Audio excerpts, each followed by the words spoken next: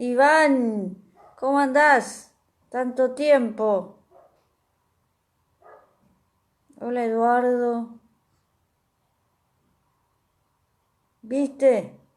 Hoy pasé a saludarte, Iván. Tanto tiempo que no nos podemos ni ver. No nos podemos ni ver. Hace mucho, ¿eh? Hace mucho que no te encuentro por los vivos.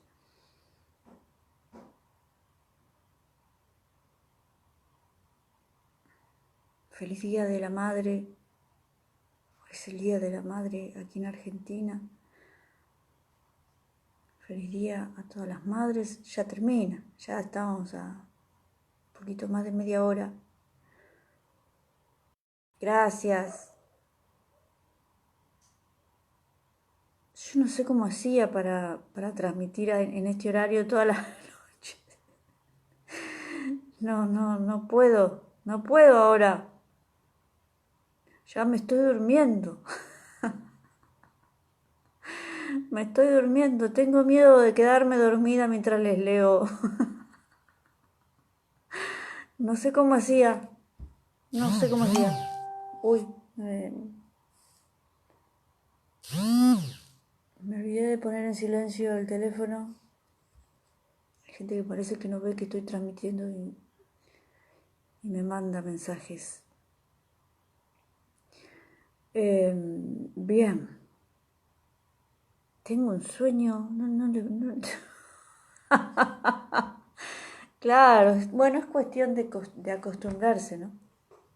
Todo cuestión de costumbre. Eh, me desacostumbré a transmitir en este horario y ustedes me deben estar escuchando, me deben estar escuchando prácticamente dormida, así que, bueno, voy a leer, a ver si me despabilo un poco. Le voy a leer un cuento de Borges, porque él contaba que en este cuento le ayudó a su madre. Así que primero les voy a contar el cuento y luego les cuento la historia o lo que Borges contaba a propósito de la ayuda de su madre en este cuento. Como para celebrar un poco también de esa forma a todas las madres. Lo más hermoso es esa condición de estar al servicio, ¿no? Incondicionalmente. Es esa manera que tienen las madres de acompañar a sus hijos. Entonces me parece muy tierno, eh, en este caso, este cuento, porque su madre aquí colaboró con Borges en el final de este cuento. Este cuento se llama La intrusa y dice así. Dicen, lo cual es improbable, que la historia fue referida por Eduardo, el menor de los Nelson, en el velorio de Cristián, el mayor, que falleció de muerte natural hacia 1890 y tantos en el partido de Morón. Lo cierto es que alguien la oyó de alguien en el decurso de esa larga noche perdida entre mate y mate, y la repitió a Santiago Dabove, por quien la supe. Años después volvieron a contármela en Tundera, donde había acontecido. La segunda versión, algo más prolija, confirmaba en suma la de Santiago, con las pequeñas variaciones y divergencias que son del caso. La escribo ahora porque en ella se cifra, si no me engaño, un breve y trágico cristal de la índole de los orilleros antiguos. Lo haré con probidad, pero ya preveo que cederé a la tentación literaria de acentuar o agregar algún pormenor. En Tundera los llamaban los Nielsen. El párroco me dijo que su predecesor recordaba, no sin sorpresa, haber visto en la casa de esa gente una gastada Biblia de tapas negras, con caracteres góticos. En las últimas páginas entrevió nombres y fechas manuscritas. Era el único libro que había en la casa. La azarosa crónica de los Nielsen, perdida, como todo se perderá. El caserón, que ya no existe, era de ladrillo sin revocar. Desde el zaguán se divisaban un patio de baldosa colorada y otro de tierra. Pocos, por lo demás, entraron ahí. Los Nielsen defendían su soledad. En las habitaciones desmanteladas dormían en catres. Sus lujos eran el caballo, el apero, la daga de hojas cortas, el atuendo rumboso de los sábados y el alcohol pendenciero. Sé que eran altos, de melena rojiza, Dinamarca o Irlanda, de las que nunca oirán hablar, andaban por la sangre de esos dos criollos. El barrio los temía a los colorados. No es imposible que debieran alguna muerte. Hombro a hombro pelearon una vez a la policía. Se dice que el menor tuvo un altercado con Juan Iberra, en el que llevó la peor parte, lo cual, según los entendidos, es mucho. Fueron troperos, cuarteadores, cuatreros y alguna vez tahúres. Tenían fama de ávaros, salvo cuando la bebida y el juego los volvían generosos. De sus deudos nada se sabe, y ni de dónde vinieron. Eran dueños de una carreta y una yunta de bueyes. Físicamente diferían del compadraje que dio su apodo forajido a la Costa Brava. Esto, y lo que ignoramos, ayuda a comprender lo unidos que fueron. Malquitarse con uno era contar con dos enemigos. Los Nielsen eran calaveras, pero sus episodios amorosos habían sido hasta entonces de zaguán o de casa mala. No faltaron, pues, comentarios cuando Cristián llevó a vivir con él a Juliana Burgos. Es verdad que ganaba así una sirvienta, pero no es menos cierto que la colmó de horrendas baratijas y que la lucía en las fiestas. En las pobres fiestas de conventillo, donde la quebrada y el corte estaban prohibidos y donde se bailaba todavía con mucha luz. Juliana era de tez morena y de ojos rasgados. Bastaba que alguien la mirara para que se sonriera. En un barrio modesto, donde el trabajo y el descuido gastan a las mujeres, no era mal parecida. Eduardo los acompañaba al principio, después emprendió un viaje a Arrecifes por no sé qué negocio. A su vuelta llevó a la casa una muchacha que había levantado por el camino y a los pocos días la echó.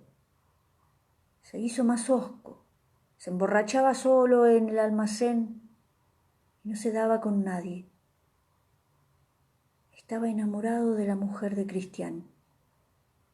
El barrio tal vez lo supo antes que él. Previó con alevosa alegría la rivalidad latente de los hermanos. Una noche, al volver tarde de la esquina, Eduardo vio el oscuro de Cristián atado al palenque. En el patio, el mayor estaba esperándolo con sus mejores pilchas. La mujer iba y venía con el mate en la mano. Cristián le dijo a Eduardo: Yo me voy a una farra en lo de Farías. Ahí la tenés a Juliana. Si la querés, usala. El tono era entre mandón y cordial. Eduardo se quedó un tiempo mirándolo. No sabía qué hacer. Cristian se levantó, se despidió de Eduardo, no de Juliana, que era una cosa.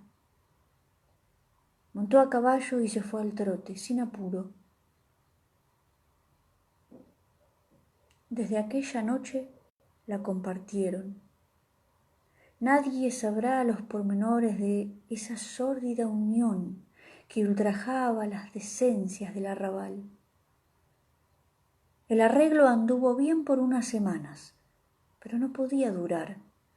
Entre ellos, los hermanos no pronunciaban el nombre de Juliana, ni siquiera para llamarla, pero buscaban y encontraban razones para no estar de acuerdo. Discutían la venta de unos cueros, pero lo que discutían era otra cosa. Cristián solía alzar la voz y Eduardo callaba. Sin saberlo, estaban celándose. En el duro suburbio, un hombre no decía, ni se decía, que una mujer pudiera importarle, más allá del deseo y la posesión, pero los dos estaban enamorados. Esto de algún modo los humillaba. Una tarde, en la plaza de Lomas, Eduardo se cruzó con Juan Iberra, que lo felicitó por ese primor que se había agenciado. Fue entonces, creo, que Eduardo lo injurió. Nadie delante de él iba a hacer burla de Cristián. La mujer atendía a los dos con sumisión bestial, pero no podía ocultar alguna preferencia por el menor, que no había rechazado la participación, pero que no la había dispuesto. Un día le mandaron a la Juliana que sacara 2 sillas al primer patio y que no apareciera por ahí, porque tenían que hablar. Ella esperaba un diálogo largo y se acostó a dormir la siesta. Pero al rato la recordaron. Le hicieron llenar una bolsa con todo lo que tenía, sin olvidar el rosario de vidrio y la crucecita que le había dejado su madre. Sin explicarle nada, la subieron a la carreta y emprendieron un silencioso y tedioso viaje. Había llovido, los caminos estaban muy pesados y serían las 11 de la noche cuando llegaron a Morón. Ahí la vendieron a la patrona del prostíbulo. El trato ya estaba hecho. Cristián cobró la suma y la dividió después con el otro. En Turdera, los Nielsen, perdidos hasta entonces en la mañana, que también era una rutina, de aquel monstruoso amor, quisieron reanudar su antigua vida de hombres entre hombres. Volvieron a las trucadas, al reñidero, a las juergas casuales. ¿Acaso alguna vez se creyeron salvados, pero solían incurrir cada cual por su lado en injustificadas o harto justificadas ausencias? Poco antes de fin de año, el menor dijo que tenía que hacer en la capital. Cristián se fue a Morón. En el palenque de la casa que sabemos, reconoció al overo de Eduardo. Entró. Adentro estaba el otro, esperando turno. Parece que Cristián le dijo: de seguir así, los vamos a cansar a los pingos. Más vale que la tengamos a mano. Habló con la patrona, sacó unas monedas del tirador y se las llevaron. La Juliana iba con Cristián. Eduardo expolió al overo para no verlos.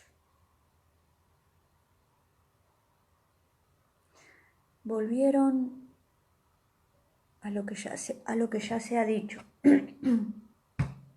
La infame solución había fracasado. Los dos habían cedido a la tentación de hacer trampa. Caín andaba por ahí, pero el cariño entre los Nielsen era muy grande. ¿Quién sabe qué rigores y qué peligros habían compartido? Y prefirieron desahogar su exasperación con ajenos, con un desconocido, con los perros que habían traído la discordia.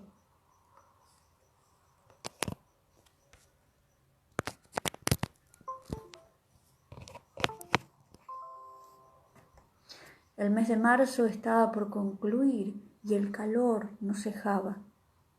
Un domingo, los domingos la gente suele recogerse temprano, Eduardo, que volvía del almacén, vio que Cristián uncía los bueyes. Cristián le dijo: «Vení, tenemos que dejar unos cueros en lo del Pardo. Ya los cargué. Aprovechemos la fresca». El comercio del Pardo quedaba, creo, más al sur. Tomaron por el camino de las tropas, después por un desvío. El campo iba agrandándose con la noche. Orillaron un pajonal. Cristián tiró el cigarro que había encendido y dijo sin apuro: «A trabajar, hermano. Después nos ayudarán los caranchos. Hoy la maté. Que se quede aquí con sus pilchas. Ya no hará más perjuicios».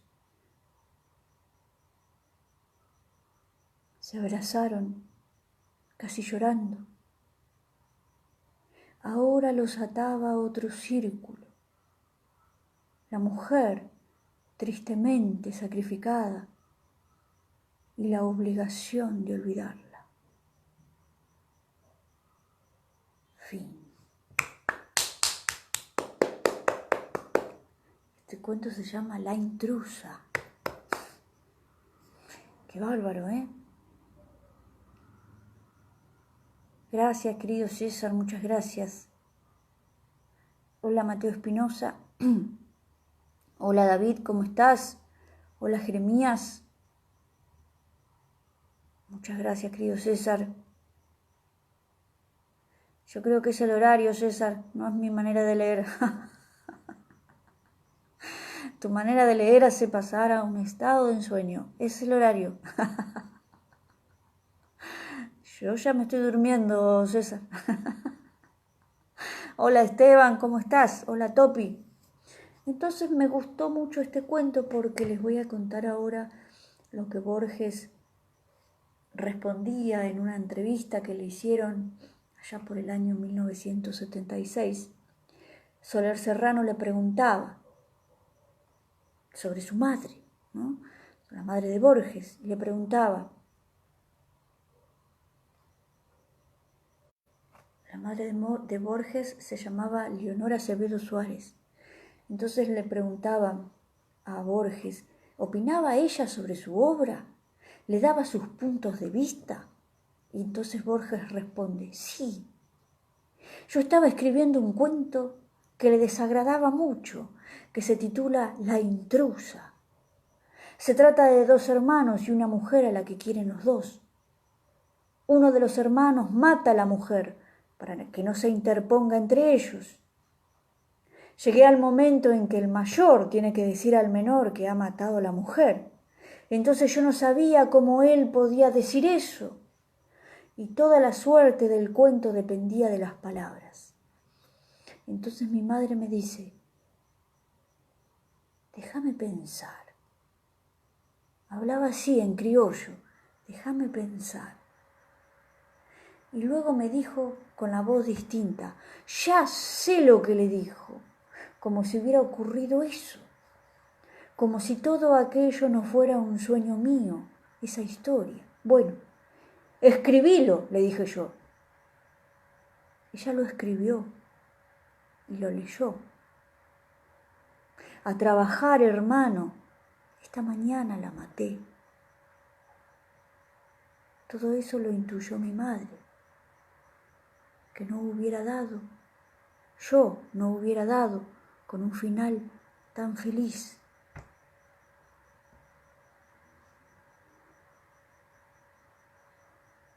Yo no hubiera dado con un final tan feliz, dice Borges. Esa intuición de la madre, ¿no?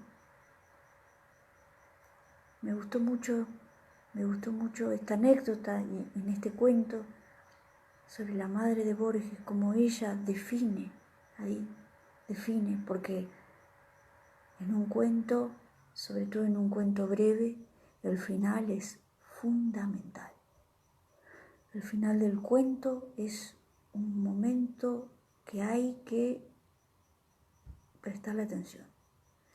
El final del cuento es lo que lo encierra. El cuento es redondito. El cuento tiene un comienzo, algo que sucede y termina. Y en ese final tiene que estar a la altura de la trama, superar incluso a veces, como para que el final impacte y quede ahí. Cuando recordamos un cuento es porque ese cuento nos emocionó, por eso lo recordamos. El final es fundamental en un cuento.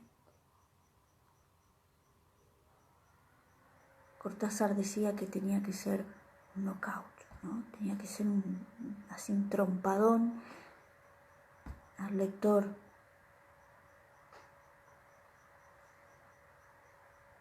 Y aquí la madre intervino en ese cuento. Qué maravilla, ¿eh? Qué maravilla. Entonces, hasta incluso Borges necesitaba de su madre para escribir. Qué maravilla. Bueno, Borges amaba mucho a su madre, la respetaba mucho, tenía ahí un amor especial, muy especial. Yo, no sé ustedes, pero me voy a la Camuchis en este momento. Ya no sé ni lo que estoy diciendo, no sé ni lo que digo, estoy muy cansada. Es el horario y antes transmitía incluso más tarde todavía. Qué cosa, como ya no estamos para estos trotes, ya estamos grandes para estos trotes. Mañana, claro, yo no quería dejar de hacerlo porque mañana cumplimos las 200 transmisiones. Así que mañana estamos todos invitados a tomar el té. Estamos todos invitados a la transmisión número 200. Y vamos a celebrar todos juntos. Vamos a celebrar el encuentro, la entrega, el cariño, la lectura, el amor que se da en la lectura, en la palabra, en el gesto, en la generosidad. Ustedes son muy generosos conmigo, es recíproco. Vamos a celebrar que estamos vivos, que estamos en este mundo, que tenemos la bendición de tener acceso a la poesía, de tener acceso a la literatura y compartirla. Esto que tenemos lo damos. Por ahí había leído que cuando sucede un intercambio de un bien, por ejemplo, que alguien tiene $1 o €1, no me acuerdo cuál era la moneda, yo creo que era €1. Alguien tiene €1 y otra persona tiene un pan. Entonces, el que quiere el pan le da el euro y el que tenía el pan ahora tiene el euro y le entrega el pan al otro, ¿no es cierto? Hay ahí un intercambio. Lo que tenía uno ahora lo tiene el otro. Yo antes tenía el dinero, ahora tengo el pan. El otro antes tenía el pan, ahora tiene el dinero. Ahí hay un intercambio. Lo que sucede cuando yo les leo este cuento es que yo lo conocía o yo lo tenía este cuento y yo se los entrego a ustedes y ahora ustedes también tienen el cuento, pero yo no lo pierdo, yo no lo dejo, lo tengo yo y además ahora también lo tienen ustedes. Ustedes fíjense que ahí no hay un intercambio, no es que yo tenía un cuento, ya no lo tengo más porque lo tienen ustedes. No se intercambia nada, sino que se multiplica. Yo tenía un cuento, ahora ustedes también tienen el cuento y yo lo continúo, yo lo conservo. Eso es cultura. Eso es cultura.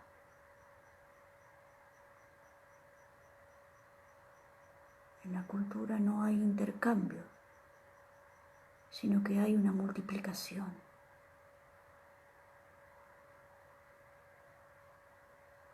Así que para eso trabajamos, para eso hacemos lo que hacemos, para multiplicar.